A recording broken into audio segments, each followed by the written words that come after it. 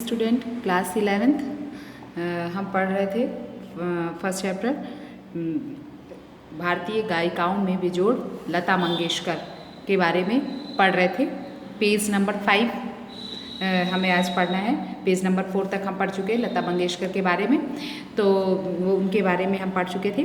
देखिए आगे हम यहाँ से शुरू करते हैं। किसी उत्तम लेखक का कोई विस्तृत लेख जीवन के रहस्य का विशद रूप में वर्णन करता है तो वही रहस्य छोटे से सुभाषित या नन्ही सी कहावत में सुंदरता और परिपूर्णता से प्रकट हुआ भी दृष्टिगोचर होता है। उसी प्रकार 3 घंटों की रंगदार महफिल का सारा रस लता की 3 मिनट की ध्वनि मुद्रिका में आस्वादित किया जा सकता है। तो लेखक क्या कहते हैं कि जिस प्रकार कोई उत्तम लेखक जब कोई लेख लिखता है तो उसके विस्तृत लेख में जीवन का संपूर्ण जीवन का रहस्य जो है हमें दिखाई देता है और उसका आनंद मिलता है। तो वही रहस्य हमें छोटे से सुभाषित में भी मिलता है और वही रस हमें छोटी सी सुंदर मुहावरों में भी दिखाई देता है। वही सुंदरता वही परिपूर्णता भी दिखाई देती है। उसी प्रकार 3 घंटों की रंगदार महफिल जाएं और उसका शास्त्रीय संगीत सुन लें तो जो रस हमें मिलता है वही रस हमें 3 मिनट की चित्रपट संगीत की लता मंगेशकर की ध्वनि मुद्रिका में वही आनंद हमें मिलता है। उसका एक एक गाना एक संपूर्ण कलाकृति होता है। लता मंगेशकर की जो आवाज़ है वो इतनी मीठी है कि कोयल के समान लगती है और उसका एक एक गाना जो है संपूर्ण कलाकृति होता है। पूरी कलाकृति जो है उसके एक गाने में जो है वो दिखाई देती है। स्वर लय शब्द का वहाँ त्रिवेणी संगम होता है। स्वर लय शब्दार्थ का वहाँ त्रिवेणी संगम होता है। उसके में लता के गायन में स्वर लय और शब्दार्थ का त्रिवेणी संगम होता है, मतलब इन तीनों का संगम होता है और महफिल की बेहोशी उसमें समाई रहती है और महफिल जो है उसमें बेहोश की सी लगती है, मतलब पूरा उसमें अपने आप को उसके गानों में समाहित कर देती है। वैसे देखा जाए तो शास्त्रीय संगीत क्या और चित्रपट संगीत क्या, अंत में रसिक को आनंद देने की सामर्थ्य किस गाने में कितना है, इस पर उसका महत्व ठहराना उचित है। मैं तो कहूँगा कि शास्त्रीय संगीत भी रंजक ना हो तो बिल्कुल भी नीरस ठहरेगा, अनाकर्षक प्रतीत होगा और उसमें कुछ कमी सी प्रतीत होगी। गाने में जो गान पान प्राप्त होता है वह केवल शास्त्रीय बैठक के पक्केपन की वजह से, ताल सुर के निर्दोष ज्ञान के कारण नहीं, गाने की सारी मिठास सारी ताकत उसकी रंजकता पर मुख्यतः अवलंबित रहती है, मतलब आनंद पर ही झुकी रहती है। और रंजकता का मर्म जो है, मनोरंजन का मर्म रसिक वर्ग के समझ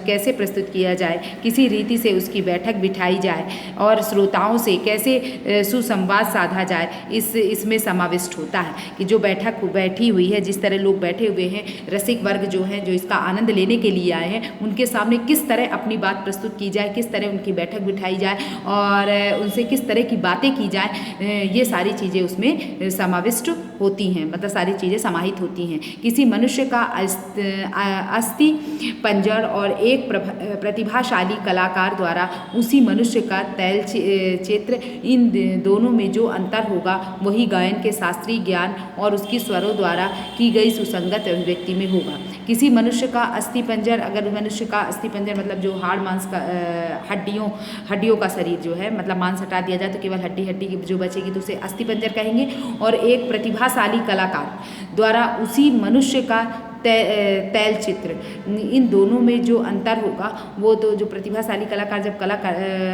उसकी कला में इतना गुण होता है कि वो जो है मनुष्य का चित्र जो है प्रस्तुत कर देता है, और उन दोनों में जो अंतर होगा वही गायन के शास्त्रीय ज्ञान और उनकी स्वरों द्वारा की गई सुसंगत अभिव्यक्ति में होगा।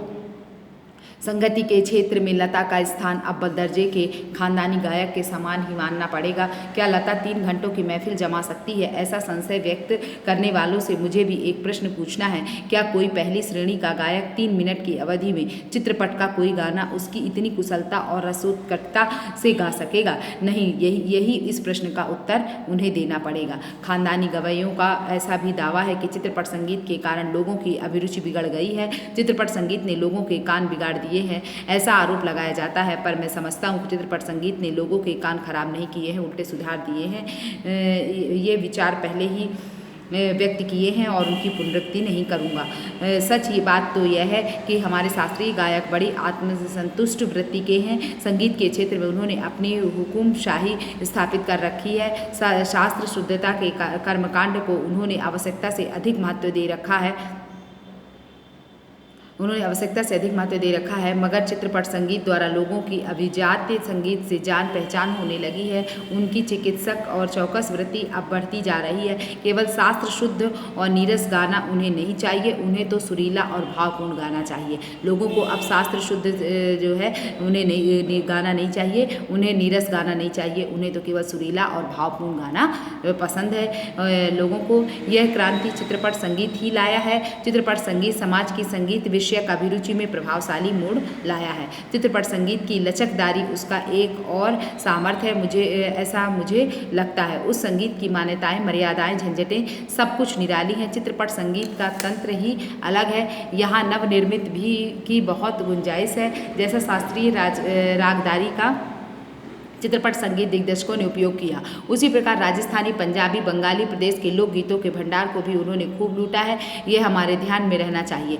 धूप का कौतुक करने वाली पंजाबी लोकगीत, रुच्छ और निर्जल राजस्थान में पर्जन्य की याद दिलाने वाले गीत, पहाड़ों की घाटियों के खोरों में प्रतिध्वनित होने वाले पहाड़ी गीत, ऋतु चक्र समझाने वाले और खेती के विविध कामों का हिसाब लेने वाले कृषि गीत और ब्रजभूमि में समाविष्ट सहज मधुर गीतों का अतिशय मार्मिक व रसानुकूल उपयोग चित्रपट क्षेत्र के प्रभावी संगीत दिग्दर्शकों ने किया है और आगे भी करते रहेंगे। थोड़े में कहूँ तो संगीत का क्षेत्र ही विस्तीर्ण है। यहाँ संगीत का क्षेत्र जो है वो विस्तृत है। वहाँ अब तक की अलक्षित, असंशोधित और अदृष्टिपूर्ण ऐसा खूब बड़ा प्रांत है, तथापि बड़े जोश से इसकी खोज और उपयोग चित्रपट के लोग करते चले आ रहे हैं। फलस्वरूप चित्रपट संगीत दिनों दिन अधिकाधिक विकसित होता जा रहा है। इसी कारण जो है चित्रपट संगीत अधिकाधिक विकसित होता जा रहा है। हर बच्चे के मुंह में जो है चित्रपट संगीत का, हर लोगों के मुंह में चित्रपट संगीत के गाने जो है मुंह में रहते हैं, है ना। तो वो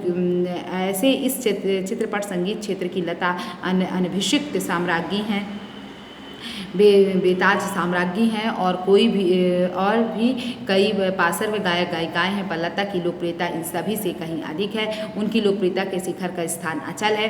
बीते अनेक वर्षों से वह गाती आ रही हैं और फिर भी उसकी लोकप्रियता अबाधित है। लगभग आधी शताब्दी तक जनमन पर सतत प्रभुत्व रखना आसान नहीं है। ज़्यादा क्या कहूँ, एक राग भी हमेशा टिका नहीं रहता।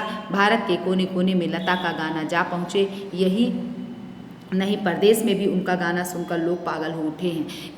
यह क्या चमत्कार नहीं है, और यह चमत्कार हम प्रत्यक्ष देख रहे हैं। ऐसा कलाकार शताब्दियों में शायद एक ही पैदा होता है। ऐसा कलाकार आज हम सभी के बीच है। उसे अपनी आंखों के सामने घूमता फिरता देख पा रहे हैं। कितना बड़ा है हमारा भाग्य कि ऐसा जो गायक है वो हमारे सामने है। आज ये हमारे लिए बड़े भाग्य की बात है। इस तरह लेखक जो है हमें बताते हैं कि किस तरह लता मंगेशकर का गायन आज बच्चे के मुँह में है, और उनका गायन जो है शास्त्रीय संगीत से बढ़कर है, और उनके गायन जो है कोकिला के समान मधुर है, जो कि भावों को छू जाता है और मनुष्य जो है आनंद लेना चाहता है, और जो है ऐसा आनंद जो उसके भाव को छू जाए और उसके कानों को प्रिय लगे। ऐसा आनंद हमें लता के गायन से हमें मिलता है, और ये बड़े हमारे भाग्य की बात है कि वैसा ऐसी गायक जो है हमारे साथ हैं अभी।